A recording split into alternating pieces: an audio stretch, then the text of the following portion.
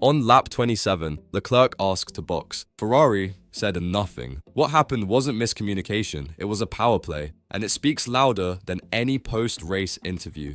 While fans were still celebrating Mercedes' unexpected double podium, a critical moment slipped through the broadcast. Charles Leclerc, stuck behind Russell and bleeding time, saw a chance. He called for a stop. Again, no answer. Not a glitch, not a delay, just in silence. And in Ferrari, silence is rarely innocent. By then, it was clear. Leclerc didn't have the pace.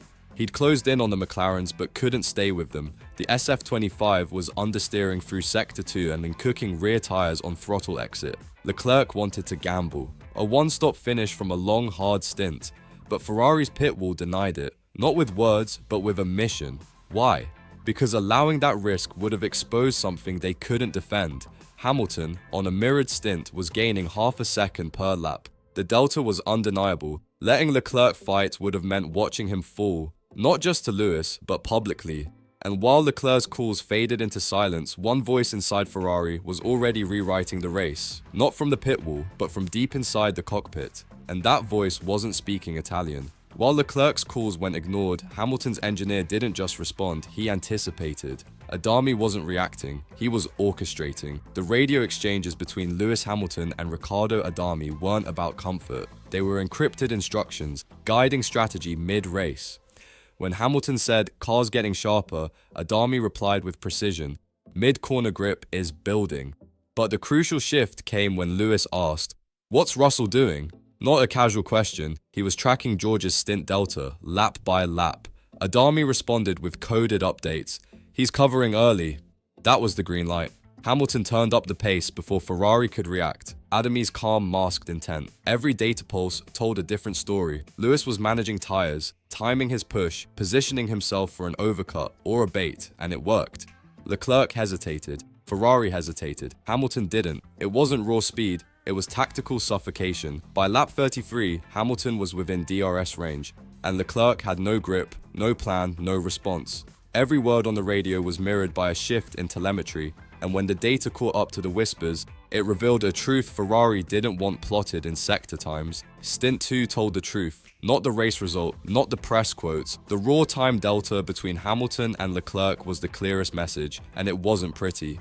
Lap after lap, Hamilton closed the gap, but not with fresher tires or DRS. The SF25 underneath him was trimmed for straight line speed, sacrificing rear-end grip, what insiders call knife-edge setup. It's a setup that only works if the driver has absolute brake confidence. And Hamilton did. Leclerc, by contrast, ran the safer spec, more downforce, better traction, less instability. But it backfired. On a stop-start circuit like Montreal, exits matter more than apex grip. Leclerc couldn't launch. His throttle traces show hesitation, minor corrections, rear slippage. The result? Hamilton averaged 0.4s faster per lap across the mid-stint, despite the same compound, same stint length, same traffic. It wasn't just pace, it was mindset. Lewis trusted the instability. Charles couldn't convert the stability. That's the technical and psychological gap Ferrari's hiding is. One sentence, calmly delivered, flipped Ferrari's internal strategy tree. Not a call to box, something more subtle. A signal that Hamilton wasn't just driving, he was steering the entire operation. "We're in this now," that's all Hamilton said. But inside the Ferrari garage, that sentence triggered a shift on the pit wall. It wasn't a comment, it was a command. By lap 38, Hamilton's pace was undeniable. Leclerc was fading, the McLarens were stretching out, and Red Bull had already adjusted. But Ferrari, they were still waiting. Then came the line, casual in tone, lethal in meaning. "We're in this now." Not "I feel good," not "let's try." It was a statement of readiness, sent not just to Adami, but to whoever was still doubting Hamilton's control of the race. Within 2 laps, Ferrari called strategy shift on car 16, but it was too late. Adami didn't need to ask. He'd already queued up the alternate plan. Slight diff adjustment, brake migration shifted, fuel mode rotated to favor push lap bursts. It wasn't just a tire change, it was a transformation of attack mode. This wasn't a team reacting. This was a driver-engineer duo taking the lead and forcing Ferrari to follow. Leclerc didn't get that call. He got silence. By the time Leclerc finally got an answer, the race had moved on. Not forward, just away from him. And in that silence, a deeper message echoed. Who Ferrari listens to when the pressure peaks. Leclerc didn't just lose a strategy call, he was silenced. and not to protect his tires, but to protect a hierarchy that's shifting faster than the car itself. Around lap 26, Charles asked to stay out, to try the one-stop. He saw the numbers, still within half a second of rivals, saving tire life. But Ferrari ignored him, twice, not because they didn't hear him, because they couldn't afford what that choice would reveal. Had Leclerc gone long, he would have been directly compared on equal strategy to Hamilton. And that's the nightmare scenario, because the data already told the story. Hamilton, on similar tires, was faster, sharper, and calmer under pressure. Letting Charles try the bold route would have exposed the delta too clearly. So Ferrari chose optics over risk. They boxed him into the safe two-stop, knowing it wouldn't beat Mercedes or McLaren, but it would avoid the embarrassment of direct defeat to car number 44. What does that say about trust inside the garage? And when the pass came, clean and final, it wasn't just a move. It was punctuated by a laugh. Short, controlled, and devastating. The kind that comes when a plan lands perfectly. After Hamilton passed Leclerc, Riccardo Adami laughed, just once, but that sound said more than a press conference ever could. Lap 43.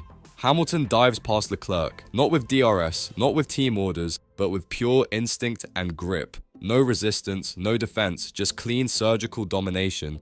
Then comes the radio. Adami, usually composed, lets out a laugh, half surprised, half impressed. Those overtakes were explosive. Hamilton's reply?